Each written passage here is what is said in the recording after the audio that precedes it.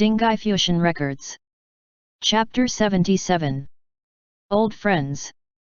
The next morning, Xian was standing by the side of the creek, stretching out his arms and legs, when he saw Xiang Shu come out to wash his face. "You didn't sleep the entire night?" Xian asked. Xiang Shu didn't respond. Xian asked again, "How did the great Chanyu know there was a village here?" "I've come here before." Xiang Shu wrung the towel, squeezing out the bone-chillingly cold water. He thought for a bit before saying, "Last time, it was just behind the mountain where I got captured by Yujin people and taken to the prison in Xiangyang." Xian hurried to say, "I'm really very sorry about that. Do you still remember the commander's name? This time when we return, he will definitely be severely punished." "They're all dead," Xiang Shu said.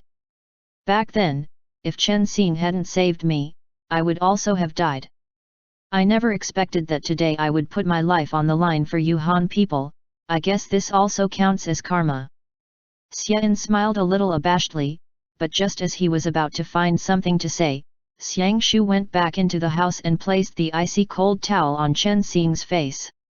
In an instant, Chen Xing shouted loudly and quickly sat up.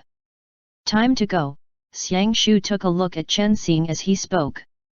In the 7th year of the Taiyuan era, the first day of the 2nd month, the Great Jin diplomatic envoy group had traveled an enormous distance, crossing over mountains and rivers as they moved along a stretch of road which should only have taken half a month but had taken them almost 20 days, before, after much suffering, they finally arrived in Luoyang.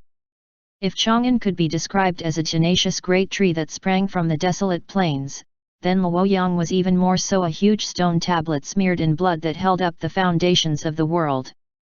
Luoyang had already been fully constructed in the time of the Xia dynasty, as recorded in the historical annals, and its history could be traced back to almost 2,500 years ago. Shang, Zhou, Han, Wei, Jin, all 5 of those dynasties had designated this place as their capital. As the capital, it had been purged by the flames of war several times. What was burnt, what was destroyed had been destroyed, but still it established the fate of the divine land. The tablet was modeled with large scrawled words, filled with a historical record of the rise and fall of dynasties and emperors written in the blood of the common people, giving voice to the wild storms and the blood and tears of dynasties changing. No matter how many prosperous eras the human realm underwent, in the end they would be blown away by the rain and the wind. But this stone tablet always stood tall in the direct center of the land, as if it was another Mount Buzhu, standing witness to countless wars and countless songs of grief. Back then, after the disaster of Yongjia that involved the Sima clan, Luoyang had almost been flattened. After the Murong family took over governance of the city and established the Great Yan country, the original census of the citizens living there did not even reach 80,000 households. And afterwards, when Wang Meng led his troops down south, the steel cavalry of the De people and the Xianbei people fought fiercely against each other, but thankfully under the leadership of Chen Xing's eldest Shixing, who had seen only a few battles, the De tribe didn't invade the city, rather letting the Hu and Han residents go. After 10 years of recovery, Luoyang had slowly swelled its numbers back to 200,000 households. The residential estates, the city walls, and even the palace all bore traces of scars from fire. Back then the Murong family was so poor that they had to borrow money from the Feng family to govern their country, so naturally they had no money to repair the entire city. And it was also exactly because of this that Feng Tian had struck up an alliance with Princess King He. The instant they entered Luoyang, they saw tens of thousands of disused old estates, streets that crisscrossed each other, houses scattered like pieces on a chessboard or stars in the sky, all surrounding the central, sprawling yet chilly Ziwei Palace in a protective arrangement. It was as if the palace was wrapped in a dense cloud of resentment, and under the light of the noonday spring sun, there came a bleak feeling of some unchangeable fate. "At last we've come back," Xian sighed as he entered the city. This was the familiar Luoyang that countless people in the south had spoken of in legends, and it was the capital of the founding emperor of the Great Jin dynasty. Being able to see this ancient capital, those Jin officials who had been born and raised in Jiangnan couldn't help but be silent for a long time. Xian's eyes filled with tears as he led the envoy squad in bowing 3 times towards the direction of the Ziwei Palace as they stood outside the city gates. A Qin official came to receive them, and accompanying him were several major bankers from the Zifeng Bank. The handwritten missive from the Jin Emperor Sima Yao had, not too long ago, been sent to Luoyang, and from Luoyang it was dispatched on fast horses driven with whips to Chang'an, where it instantly drew the competing speculations of everyone in the great Qin court. The northern emperor Fujian sat on his throne in Chang'an, and customarily the diplomatic envoy squad should have headed towards Guangzhou, but no one expected them to arrive instead in Luoyang, which was, in name, under Murongchang's control. This was also the first step in Xian's plan. After they had discussed it thoroughly in the Jin court, they finally chose to go to Luoyang to enter into diplomatic talks. Originally they wanted to test out Fujian and draw him out of the main battlefield of Chang'an, meeting in a third location that was neither Jiankong nor Chang'an. But Fujian in the end didn't give any sort of reply, instead letting Sima Yao's missive and proposal go wholly unanswered. His Majesty has yet to come to a decision if he is willing to travel to Luoyang, and since everyone has traveled so far to get here, then please, that Qin official was named Heilian Shuang, and as he glanced at Xiang Shu and Chen Xing for a brief moment, he felt that the two of them looked a little familiar. Xiang Shu had switched his outfit to a Han martial official's uniform, and he wore a silver mask that covered the left half of his face. The eyebrow on the revealed right side of his face had been slightly trimmed, making him look even more heroic than before. No matter what, the official had no way to connect the former great Chanyu of the ancient pact with this warrior. He then took a second look at Chen Xing, who had assumed the role of a secretary as he stood behind Xian. Chen Xing had combed his hair up and tucked it into a hat, and compared to the youth who had entered Chang'an at 16, he had grown up somewhat in these years. Heilian Shuang had been born in the Xiongnu tribe, and when Xiang Shu first broke into the palace, he only saw him once in a great hurry. There was no way he would recognize Chen Xing at all. "Shall we move to the officials' inn?" Heilian Shuang's Han language pronunciations were very precise, and he made an after-you hand gesture. The Luoyang bank manager of the Zifeng Bank was even more reverent as he said, "The inn is currently under the management of Zifeng, everyone please come with me, what is this horse cart?" And saying this, he curiously shot a look at that horse cart that had been covered with a metal outer skin. Xian smiled. "This is the greeting gift that our Majesty is sending to the Heavenly Emperor Fu, and when His Majesty arrives, naturally it will be opened." Heilian Shuang didn't ask any more, and he smiled as he said, "Then please, everyone, make yourself at home." No need, Xian said. "Heilian Darren doesn't need to worry about us. It's rare that we can return to our homeland in the north, and we were hoping to see the sights of Luoyang." Xian's pseudonym was Xie Wei, and either way, very few people in the north had ever seen him, so he had no need to put on makeup or a mask, following along just as he was behind Heilian Shuang as they traveled on foot through Tongchuo Avenue. But Heilian Shuang said, "Xie Darren must have been joking. The Luoyang of today is already my great Qin's emperor's territory." I misspoke, Xian hurried to smile. Heilian Shuang said, "If everyone gathered here is willing to immigrate to my great Qin, it's a pretty good choice. Our Majesty the Heavenly King holds scholars in the high esteem." Chen Xing thought in his heart, "They're trying this again." They passed by Tongchuo Avenue, only to see the two sides of the road paved with glittering gold and an endless stream of businessmen and merchants like those in Chang'an, but in the end it still lacked something, it didn't have any buzz. Many of the merchants in Luoyang only provided services to the Xianbei royal family, and through them the aristocratic families of the 5 barbarian tribes. Normal citizens wouldn't be able to afford shopping here. "Everyone may rest here first." Heilian Shuang brought the 10+ people of the diplomatic envoy group to the Songbei residence in Luoyang, before saying, "Tonight Prefect Murong will host a banquet to welcome everyone. At the 3rd K of the U hour, carriages will come for you." Everyone was covered in the dust of the road from their journey, and so they all went to rest. Just as they were preparing to change into bathrobes to go bathe, Feng Qianjun said, I don't want to see Murongchang, so we can prevent complicating this issue any further. If any officials in Luoyang were to recognize me. Here, listen to my plan. Though Xian had no martial skills to speak of, he still had some good insights, and at this point he said, Qianjun, after night falls, if you could please go around within the city and investigate. It'd be best if you could, through reconnaissance, figure out a way to notify Murongchang and ask him to see us in private after the evening banquet. Chen Xing watched Feng Qianjun a little worriedly. He was afraid that since his emotions hadn't been very stable recently, or even worse, if in a while Xiao Shan said something that he shouldn't during the banquet, that people would become suspicious. However, Xian had already thought of that first, and he continued, this Xiangnua prince, little brother Xiao Shan, I'll have to trouble you to accompany Feng Qianjun this time. Chen Xing thought, thank the heavens and earth, that's a really smart idea. This way the situation of Xiao Shan causing problems during the banquet can be successfully averted. Since they had just arrived in Luoyang, they were wholly ignorant of the situation here, and the Feng family had originally arranged for quite a few assassins in this area who they needed to get in contact with. With Xiao Shan there, at least it would be a little safer. Okay, Xiao Shan said immediately. I'm going. Even if you aren't going to the banquet, you still have to bathe.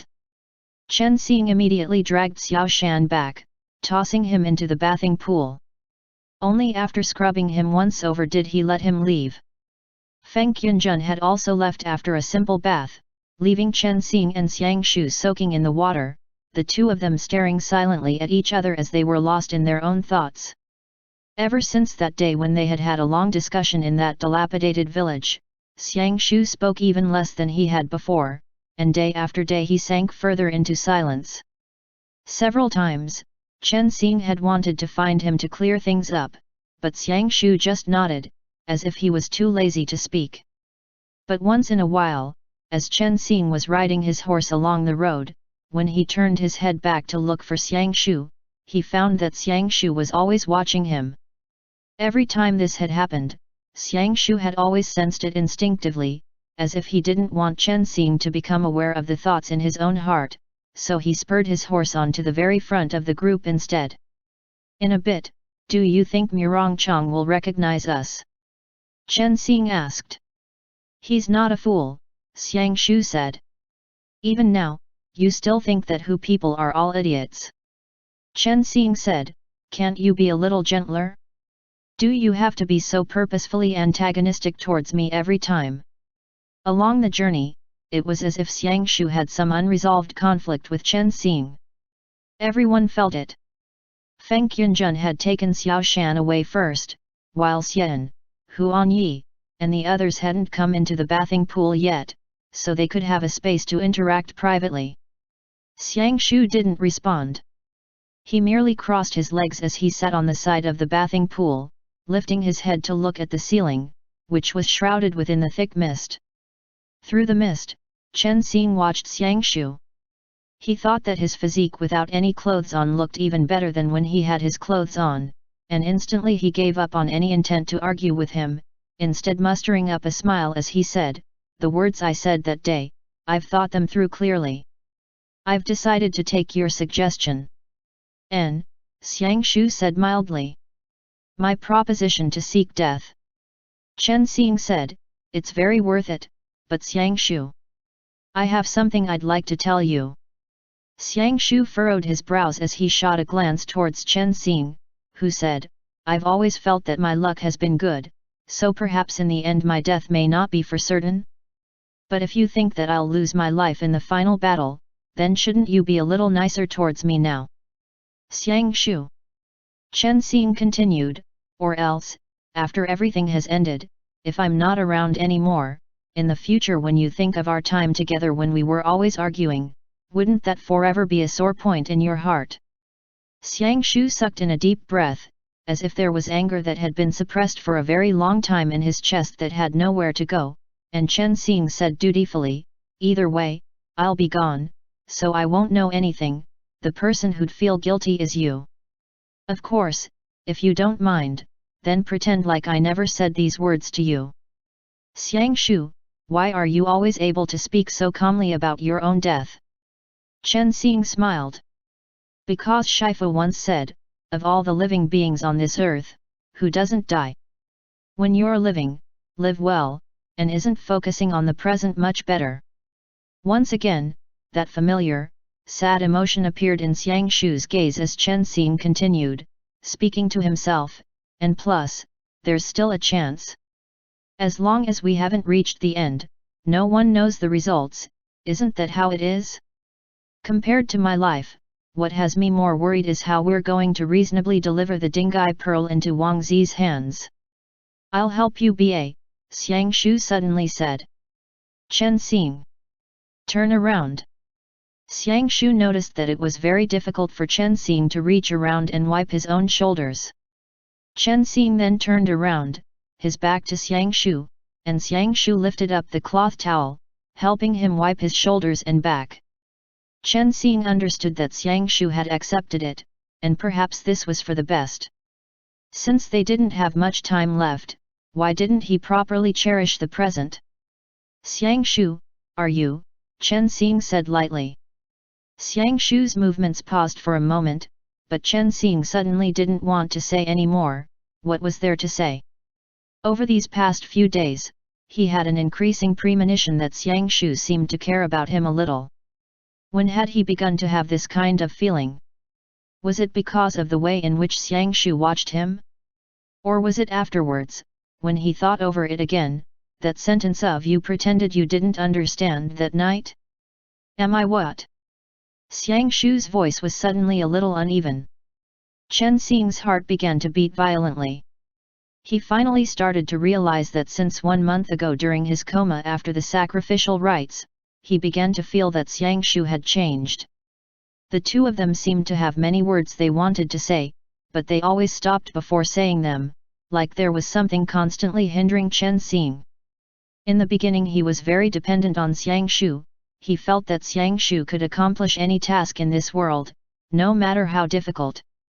But gradually he began to realize that Xiang Shu didn't really listen to his commands, so in many situations, Chen Xing couldn't force him and could only let him do as he wished. They were probably the least cooperative pair in the history of the exorcism department, and sometimes Chen Xing even suspected that in the end they might not be able to come through on this plan that had 100 holes in it. And because of this, when he faced Xiang Shu, he couldn't help but want to push him and kick him and even beat him up, shouting and yelling loudly, letting out the gloomy energy in his chest.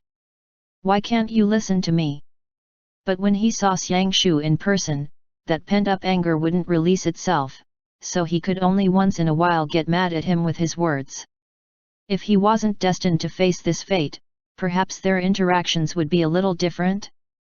Sometimes Chen Xing couldn't help but imagine, if this was a world where mana was abundant and flourishing, then perhaps he would doggedly follow Xiang Shu, messing with him once in a while to see what he looked like when he was angry, and after messing with him, he would apologize and see the expression of not being able to do anything to himself. But today everything wasn't like that. Nothing, Chen Xing responded. Maintaining this kind of relationship, for both of them, would be for the best ba.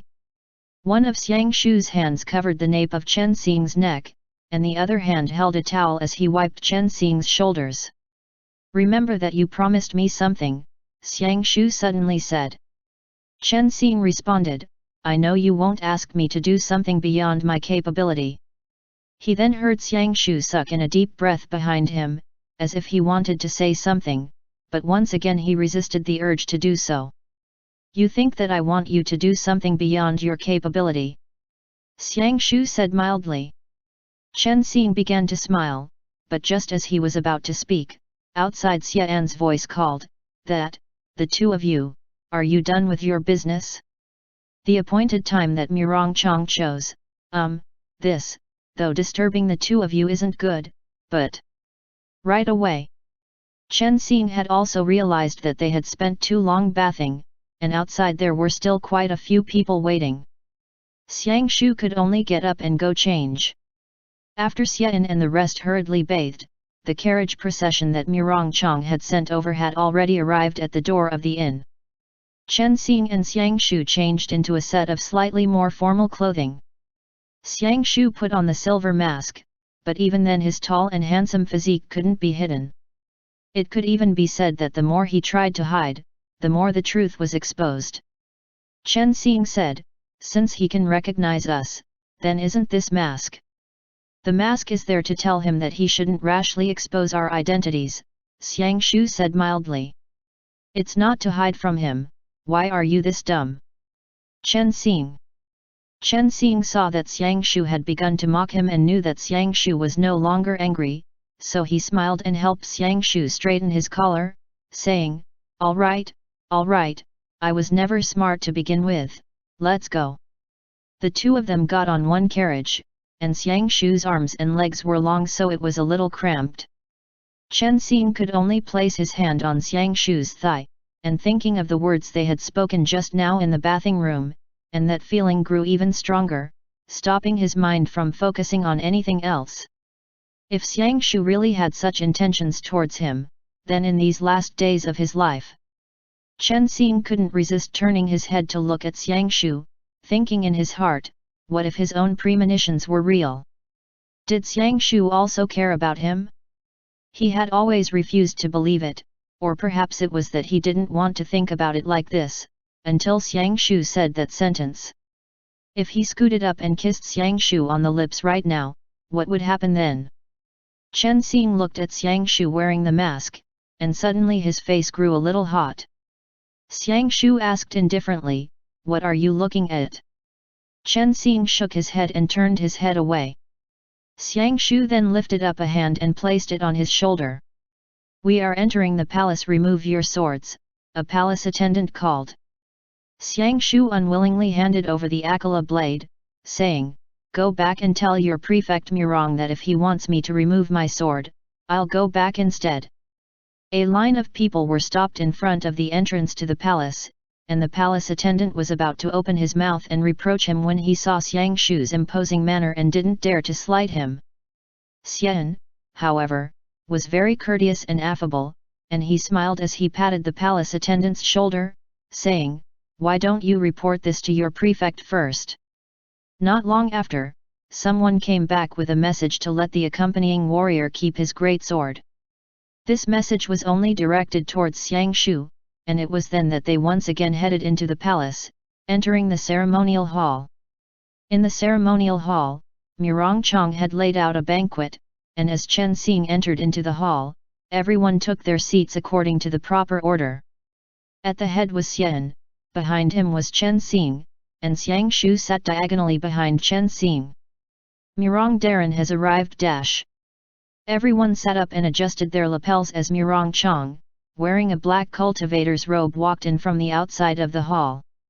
Before coming, everyone had already gossiped about the number one handsome man of the north who was on par with Xian's grandson, Xia Hunkai. It was said that Mirong Chong's appearance was comparable to Pan and Or Wei Ji's, but in the instant they saw him in person, the group of scholars thought, he's all right, it's not enough to be surprised about. He was about as good looking as Xiang Shu, and he was only a little bit better than Xiang Shu. But after less than a second, everyone could only nod and agree that though their expectations were too high and they didn't feel like they had seen a fairy, Mirong Chong's world's number one handsome man was not in vain. After all, compared to their own people, none of them could beat Mirong Chong. Everyone has traveled far to come here. Mirong Chong was a little absent-minded, and as soon as he saw Chen Xing and Xiang Shu behind him, his voice stopped. Xiang Shu acted as if he was wholly unconcerned, only sitting there silently. The entire hall waited for Mirong Chong to finish his sentence, yet at this time Mirong Chong had stopped. His phoenix brows rose, his thin lips twitched slightly, and after a long while he said, "It must have been an arduous journey." Xian and the others hurried to act modest as everyone stared at Mirong Chong. Mirong Chong stood there for a long while, as if he was mulling over something, and after a moment he walked to the main seat, sitting down in a cross-legged martial position. He knocked his finger against the table to call over an attendant, issuing a few commands in a low voice, and the attendant turned and left.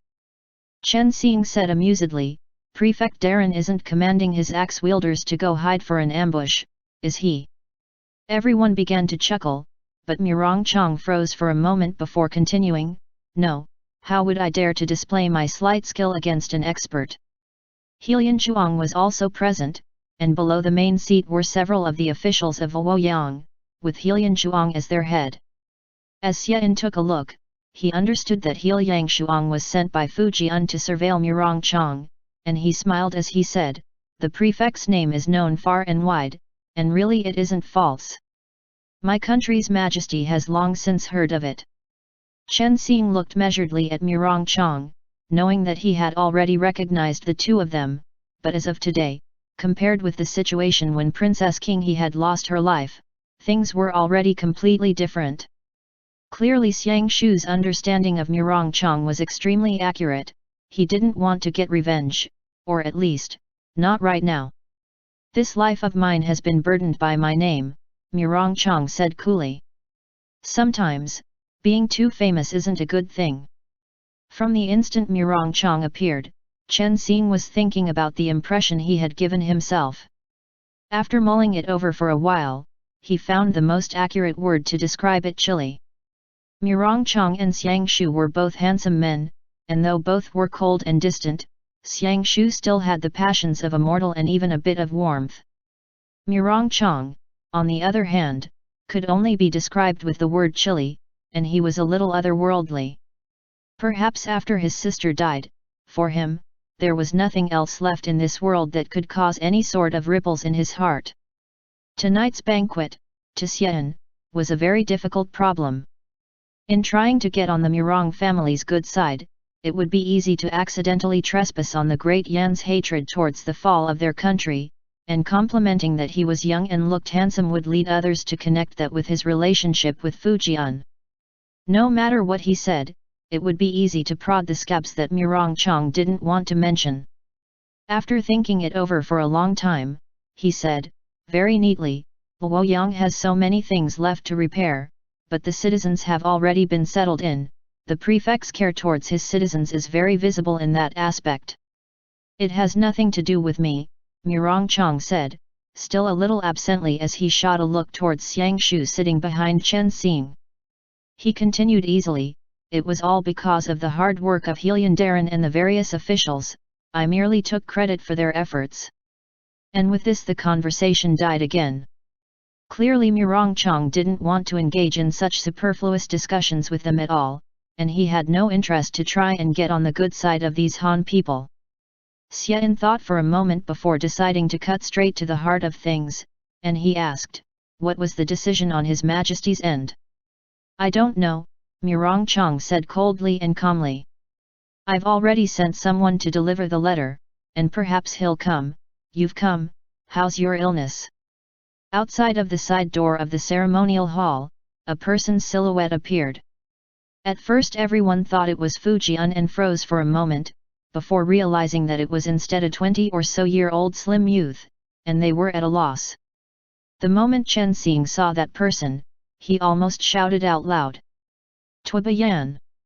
Compared to the last time they had hurriedly seen Tuibayan in Chi Le Chuan, he had grown even thinner.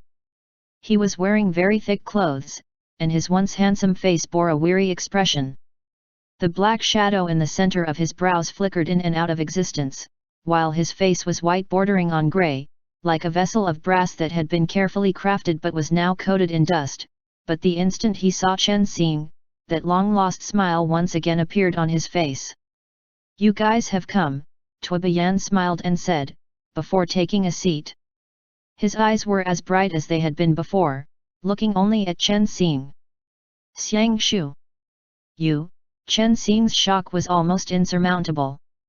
Tuibayan appearing in Luoyang was nothing strange but rather a pleasant surprise, but in an instant the joy of reuniting with an old friend was instantly washed away by the realization that Tuibayan had caught an illness.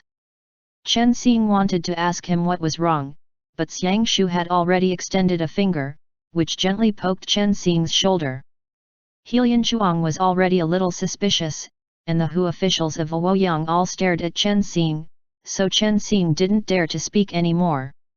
Tuobian managed to smile a little as he said, I got sick, so I came to Luoyang to recuperate.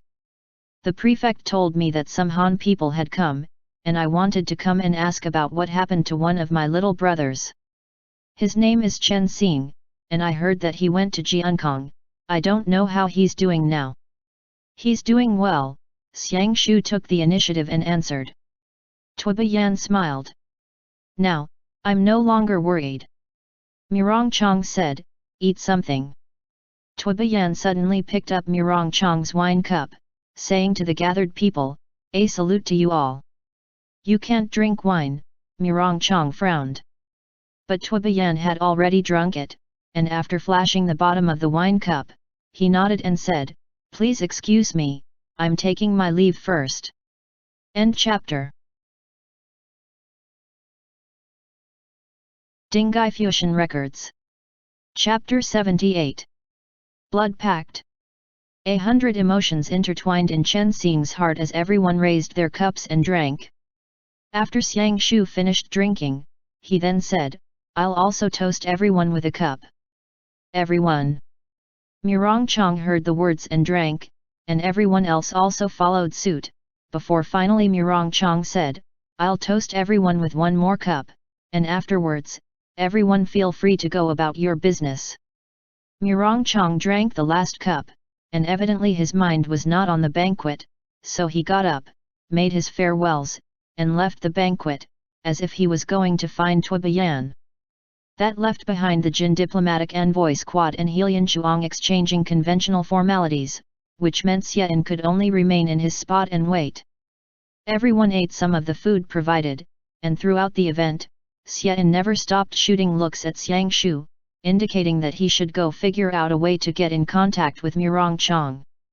However, Xiang Shu kept pretending like he hadn't seen anything. When the second gang came, Heliang Shuang sent for some servants to escort them back to the inn. What's wrong with him? Chen Xing said. Tuobian caught this severe of an illness. Xiang Shu sat cross-legged on the bed, one foot propped up on the table, not responding. Chen Xing continued, I wonder what Feng Dages found out through his investigations. Why haven't he and Xiao Shan come back yet? After Xian returned to the inn, he did some simple cleaning and settled in, before he came to find the two of them, saying, that young person weakened by illness today, what background does he have? Chen Xing told him about how they had met Tuobian, and Xian mused, since it's like that, then that's good news. Perhaps in Luoyang we'll be able to ask for help from this unaffiliated bodyguard. Xiang Shu said mildly. He even pursued Chen Xing for thousands of li from Chang'an all the way to Chi Le Chuan. Chen Xing, you. Xiang Shu, are you still trying to pick a fight at such a time? Just as they were speaking, the floor-to-ceiling window in the back of the inn was knocked on 3 times. Xiang Shu picked up a chess piece and flicked it, pushing open the door. Feng Yunjun said, we've made contact with Mirong Chong. We're taking the secret pathway there, and he wants to go discuss matters with you. We're not going, Xiang Shu said. Close the window for me. We're going. Xian and Chen Xing said at the same time. Chen Xing, such a difficult opportunity, how can we not go? Xian, I'll immediately go change into my night uniform, wait for me for just a little. Xiang Shu, if you want to go, then go yourself. Chen Xing rounded on Xiang Shu. What problem exactly do you have with Tuobian? Xiang Shu said, I don't have any problems with him. Mirong Chong hasn't come himself, so does he want me to go see him? He's gained the courage of a leopard now? Who does he think I am? A bodyguard that comes whenever he sends for me. Hey! Feng Yunjun said. Can you guys not chug vinegar right now? My subordinate is waiting. Xiang Shu answered, how much do you pay him every month? I'll pay him double, make him wait. Chen Xing. Feng Yunjun, all right, he'll definitely be happy, you guys discuss things slowly. Chen Xing said, if you don't go now, then in a bit when Xie Shixiang comes over dressed in his night uniform, you really want to carry him over the rooftops? After arguing for this long of a while, I bet that you'll still have to go in a bit. If you still won't go, then I'm going on my own. I'm already here. Xian was clad in a pitch-black outfit, hiding in the darkness of the night as he smiled. See? The effects of this night uniform are really very good, right? Feng Yunjun said helplessly, Xie Darren, after changing into this set of clothes, do you feel that you've become an assassin? Xiang Shu stayed as still as he had been, and Chen Xing didn't pay him any more attention, straightening his own clothes before he went out of the door. Not a second later, Xiang Shu strapped the great sword to his back, and with an expression of annoyance, he followed him out. Chen Xing just knew that he wanted to go as well, but he didn't understand exactly what Xiang Shu was being so obstinate about. They had gone over it clearly before they arrived, that they would find a chance to go speak in private with Murong Chang, but just after reaching an agreement in the afternoon, Xiang Shu once again grew angry when they saw Tui Bian that evening. Was he chugging vinegar? Chen Xing suddenly thought of their previous interactions, and he realized that Xiang Shu really might be chugging Tui Bian's vinegar. Hey, Chen Xing tentatively asked Xiang Shu. Protector. Xiang Shu. Xiang Shu furrowed his brow as he shot a glance towards Chen Xing. Chen Xing had never really noticed before, but after that night, many of Xiang Shu's actions seemed to become understandable. He was chugging vinegar over Tui Bian. You don't like Tui Bian, because, Chen Xing probed. Feng Yunjun casually followed up with, clearly because you're chugging vinegar, right? Xiang Shu suddenly reached out a hand, and Chen Xing let out a loud shout, but Xiang Shu grabbed Feng Yunjun's collar instead and dragged him over. Feng Yunjun was about as tall as Xiang Shu, but with this sudden lightning speed movement from Xiang Shu, he almost lost all ability to retaliate. That, Xian said. Protector, on my behalf, no, and on His Majesty's behalf, we're in the middle of official matters, so why don't you release your grip? You guys can settle any grudges after you come back. Xiang Shu released Feng Yunjun. The four of them suddenly stopped speaking, and the atmosphere became incredibly awkward. Chen Xing wanted to say something to smooth things out, but he felt that the more he tried to cover it up, the worse it would be, so he could only let it go.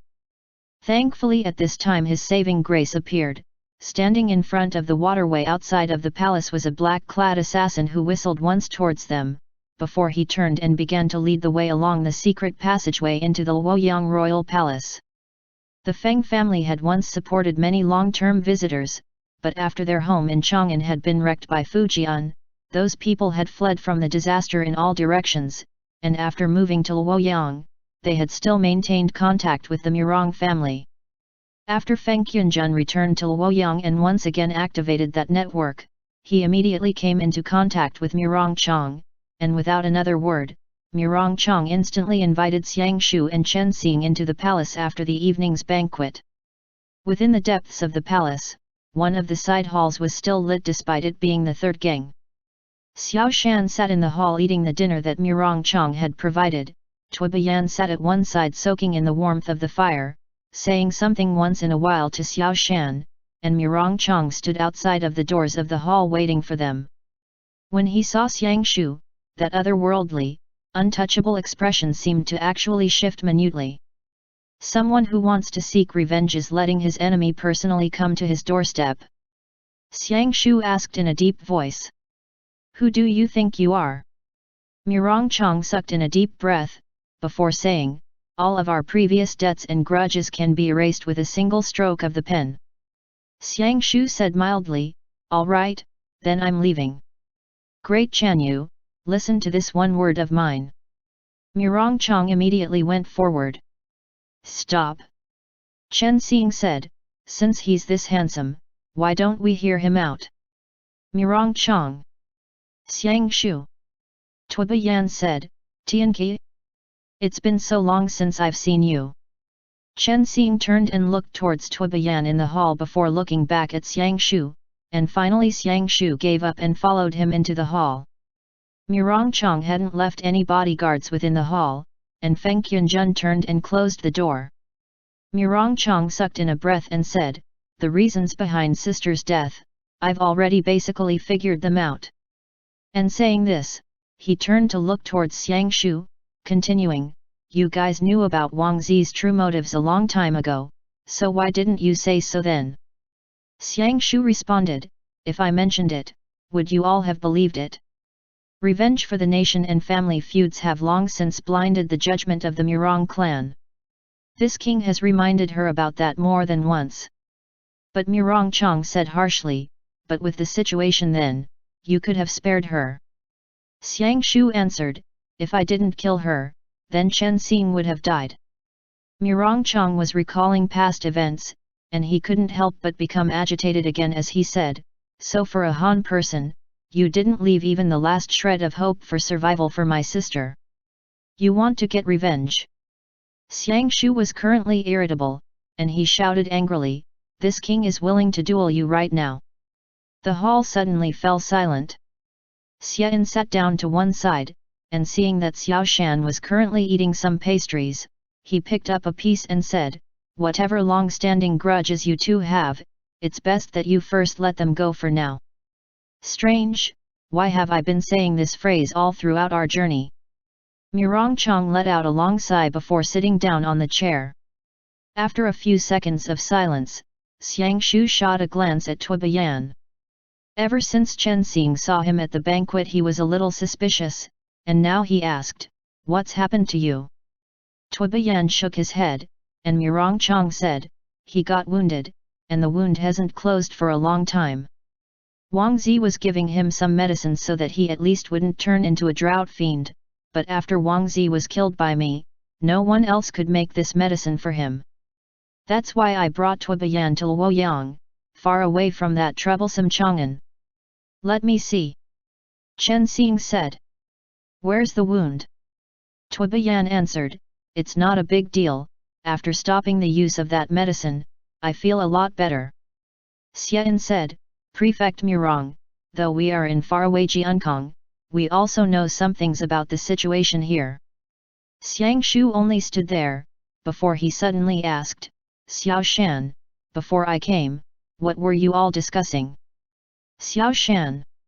Xian was suddenly interrupted and let out a cough, but Tuibayan said, "Nothing much, I was just asking where you guys had gone. It's already been a year since I heard any news of Tianqi. What does it have to do with you?" Xiang Shu asked darkly, with a menacing tone. "Xiang Shu!" Chen Xing said angrily. Everyone stilled again, and Xian could only say, "That, if you guys have any grudges, then why don't, oh whatever, everyone understands my meaning. Why am I so long-winded?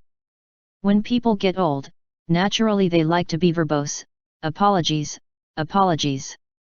Murong Chong said, "Fujian has taken away my military command, and he believed my sister's words, so he's keeping some hundreds of thousands of living dead at the foot of Mount Longmen. Go back and tell your majesty to flee for his life." Ba. Feng Qianjun furrowed his brows and asked darkly, "Your sister is really still alive?" Murong Chong responded, "I don't know if she's considered dead or alive, but the current her has already become a monster." Tuibayan said, "Thankfully Wang Zi has already died." "If Wang Zi had really died," Xiang Shu said darkly, "then what was the monster that we met in Jiangnan?" In that instant Murong Chong felt fear, and he murmured, "He didn't die." 1 month ago, such a huge transformation had happened during the sacrificial rites in Jiangnan, which spread to all the corners of the world in an instant, but for Murong Chong to not know even now meant that he was probably actually under house arrest within the palace, unable to receive any news from the outside world. What should we do now? Tuibayan, on the other hand, was pretty calm as he turned to ask Murong Chong that. Chen Xing had no response. He only activated the heart lamp and pressed it against Tuibayan's forehead. Tuibayan was originally pressing down on his forearm, not letting Chen Xing see his wound, but he hadn't expected Chen Xing to directly insert the heart lamp into his meridians, and he was seized by extreme pain. Compared to right before Che Lufeng died, or it was better to say, his condition was very similar to someone right before they turned into a drought fiend. Chen Xing could almost confirm definitely that Tuobayan had been given the devil god's blood by Wang Zi, but perhaps it was because it was mixed with other medicines. When it came time for the devil god's blood to do its work, its effects were delayed for more than a year, and even today he had not yet been transformed. Tuobayan bitterly held out against the effects of the heart lamp working against the devil god's blood in his meridians as sweat beaded on his brow. As soon as Mirongchang saw the heart lamp, he knew that he had found the right people, and he asked, "How is he?" "You will get better," Chen Xing said to Tuobayan. Tuobayan breathed heavily for a second, closing his eyes. The heart lamp's light dissipated, and he instantly fell over unconscious. Chen Xing laid him down flat, before exposing the truth of the matter to those gathered there. Within his body, his life force is currently battling against the devil god's blood. Thankfully, the amount he ingested was not a lot, so he may yet be able to survive this. In these coming days, make sure that he rests in peace and quiet. I don't know if he can actually survive this or not, so be sure to make preparations for the worst. Living is also suffering. Mirongchang, however, easily accepted it. All of the people that he cared for, one by one, his father and mother, his sister, his cousins, his relatives, almost all of them had died in this turbulent world. Some of them died at the hands of the Qin people, while some of them died at the hands of the Han people. Death is also considered a kind of escape. He had me bring him to Luoyang so that if there came a day when he was unable to control it anymore and turned into a drought fiend, then he wanted me to personally kill him. He didn't want Fujian to gain control over him. It was rare that Xiang Shu would compliment Mirongchang, and he walked over to one side and sat down. "You're right. Xiang Shu's relatives, his anda, and all the people that he cared about, had basically all died off as well." In this, he and Mirongchang seemed to be able to understand each other. Feng Qianjun was silent, but he also agreed with those words. For Chen Xing, it was even more obvious. Xian then said, "With that, in my humble opinion, I imagine everyone is standing on the same side." Mirongchang said, "Correct. You're Xianqi." Xian smiled with good grace, and not only did he not deny it, he even nodded liberally as he said, "The young overtake the old." Mirongchang asked darkly, as an important official of a country entering such dangerous territory, "If I kept you here within Luoyang as a hostage, have you thought about what repercussions that would cause?" "The sons of Jiangnan have strived to grow stronger for many years now," Xian smiled. "We never seek the reason of one's power. That is to say, even if His Majesty were to meet his demise, we would still do battle against Fujian as usual. But Mirong Daran, if you think of the situation in the north, if Fujian disappeared in the span of a night, then what would that cause? This is the difference between our two sides." For a moment everyone didn't speak anymore. Though Xian's tone was light, the words he had spoken were extremely weighty, and in the current situation where Fujian was about to bring the force of his great army down, those words revealed a strong conviction.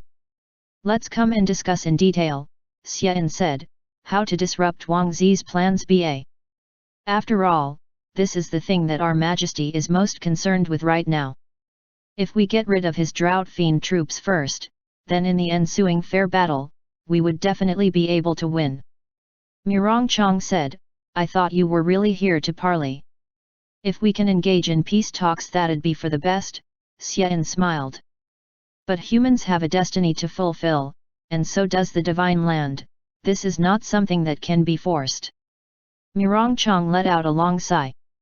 Fujian's declaration of war was imminent, and beforehand he had been listening to Wang Zi's counsel, but now that Wang Zi had not actually died, then he would probably quickly return to Chang'an, and the situation would only become more dire then.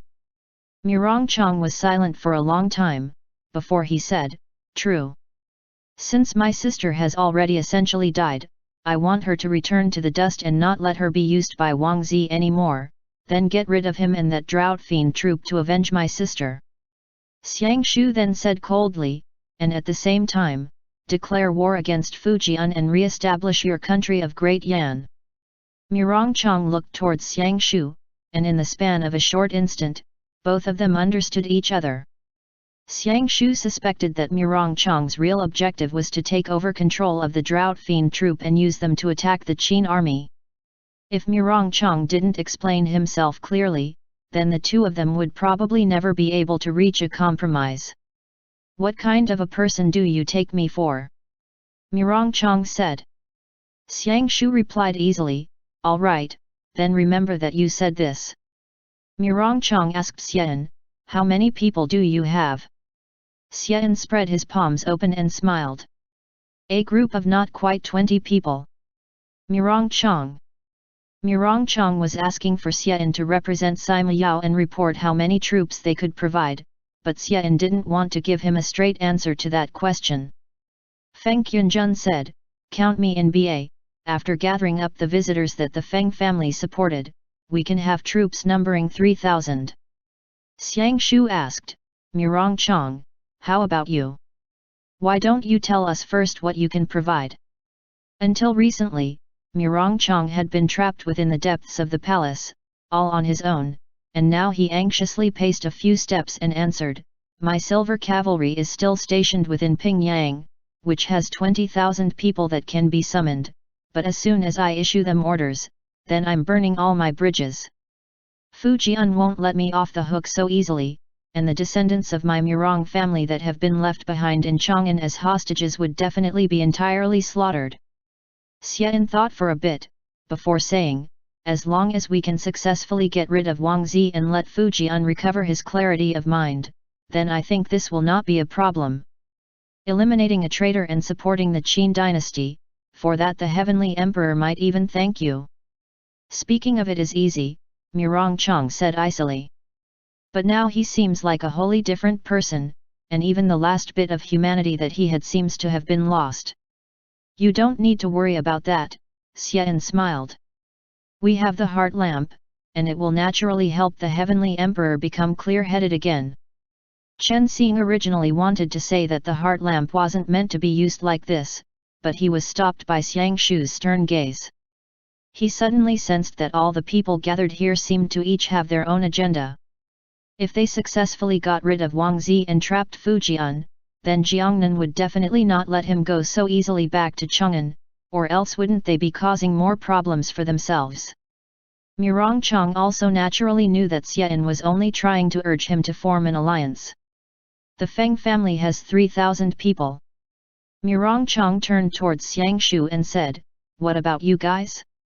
"Shulukong, you are already no longer the great Chanyu."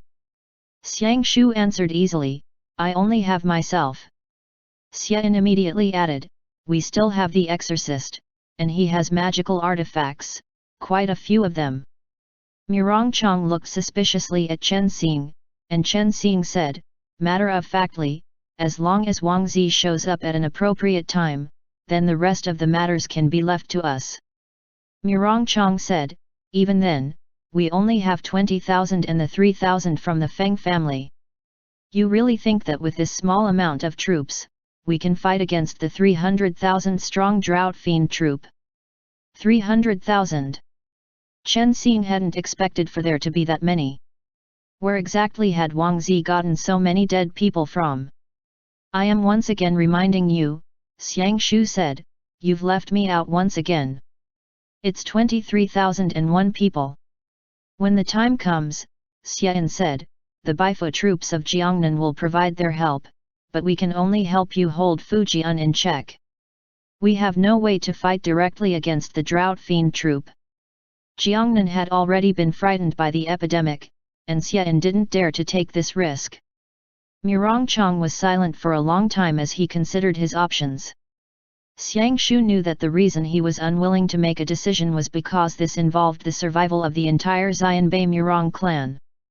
As soon as he lifted up the flag of betrayal towards Fujian, that might even cause the 5 Hu tribes to mobilize as well, which would drag in even more people. Think about it slowly, Ba, Xiang Shu said. We'll take our leave. Wait, Murongchang replied. I've decided. Murongchang knew that time was running out, and the Jin people that Xian represented were far away to the south of the Yangtze. Water far away wouldn't be able to help put out a close fire, and what actually caused him to make a decision was Xiang Shu. Ever since Shulakong had taken up the duty of being the great Chanyu of the ancient Chi Le covenant, becoming renowned in the hunting grounds of Chi Le Chuan at age 16, he had never since tasted defeat. Hu youths all admired martial artists, and Xiang Shu seemed to have stratagems in place for every situation, based on the rumors from Sai Wai. As long as he agreed to do something, he would definitely accomplish it, and he never went back on his word. Standing on his side perhaps would be the correct decision. Murongchang lifted the pitcher and filled 5 cups with wine, before pulling out a dagger, cutting open his arm, letting the blood drip into the wine. Chen Xing thought in his heart, no way, are we ingesting blood to form an alliance? It looks so painful. Feng Qianjun and Xian did the same, and Chen Xing's expression wavered, but just as he was about to take the dagger, Xiang Shu didn't let him draw his own blood, instead saying, I'm counting the exorcism department's share with this as well. And saying this, Xiang Shu dripped his blood into the cups as well. Murongchang spoke. May Chi Le Chuan and the Yin Mountains, and the Dragon God of the North stand witness. This is the blood of the Xianbei people. The blood of the Han people. Xian also seemed to be well versed in this ritual. The blood of the Han people, and the blood of the Tile people. Xiang Shu finally admitted that half-Han identity of this, and saying this, he shot a look towards Xiao Shan before lifting his hand away from the wine cup, and of the people to the north of the Great Wall, the blood of everyone who has made an alliance with the Shula family, the blood of the Xiongnu, Jaok, Ruran, and the rest of the 16 Hu tribes, as well as the blood of the Goryeo people. Chen Xing remembered that though Xiang Shu was not the great Chanyu anymore, in the past when they had formed a similar blood pact in Chi Le Chuan, he had drunk the blood wine of the Hu people. And that was to say that to ally with him meant that they were allying with everyone who had once allied with Xiang Shu. Murongchang then added, in the region south of the Great Wall, the blood of those who formed an alliance with the Xianbei people, the blood of the Di people, the Ji people, the Xiongnu people, the Qiang people, and everyone else's blood in an alliance, to fight back against the tyrannical Qin. If this alliance is broken, then the heavens and the humans alike will punish you. The 4 of them first emptied their cups, but just as Chen Xing was about to grab the cup, Xiang Shu drank his cup as well, before flipping the cup over and placing it upside down on the table. As for the details of the plan, Xian will figure it out, and when the time comes you'll be notified. Xiang Shu shot Murongchang a look, before indicating to Chen Xing that it was time for them to go. Since the alliance had been formed, Murongchang seemed to have lost all the strength in his body, taking the most difficult step in his life as he sat tiredly on the edge of the bed, keeping the comatose Tuobayan company. Chen Xing shot another look at Tuobayan, saying, when I have time these next few days, I'll come by for him. Change to the medicine that I'm prescribing for now, and don't take Wang Zi's medicine anymore. Murongchang's expression looked unclear, and in the darkness that couldn't be touched by the lamplight he smiled bitterly and nodded. End chapter.